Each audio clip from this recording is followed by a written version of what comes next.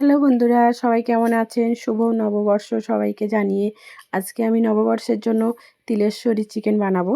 তো চলুন দেখা যাক। তো একটা মিক্সিতে আমি একটু আগে থেকে পেঁয়াজটা লাল লাল করে ভেজে নিয়েছিলাম। তারপরে মিক্সিতে দিয়ে কয়েকটা কাঁচা লঙ্কা আর দিয়ে দেব টমেটো একটা, আর একটু তিল আর একটু সাদা সর্ষে, আদা আর রসুন একসঙ্গে পেস্ট বানিয়ে নেব। তারপরে যে চিকেন নিয়েছিলাম, চিকেনটা ভালো করে ধুয়ে 1 চামচ শুকনো লঙ্কার গুঁড়ো, 1 চামচ হলুদ গুঁড়ো আর দিয়েছি 1 চামচ ধনিয়া গুঁড়ো। আর তারপরে যে মিক্সিতে যে পেস্টটা বানিয়েছিলাম দিয়ে দেব। দিয়ে তারপরে পরিমাণ মতো লবণ দিয়ে দেব আর একটু গরম মশলার গুঁড়ো দিয়ে দেব।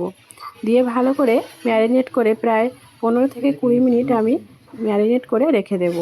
তারপরে একটা কড়াইতে আমি তেল দিয়েছি। তেল দিয়ে অল্প একটু পেঁয়াজ দিয়ে একটু লাল লাল করে নিয়ে তেজপাতা দিয়েছি।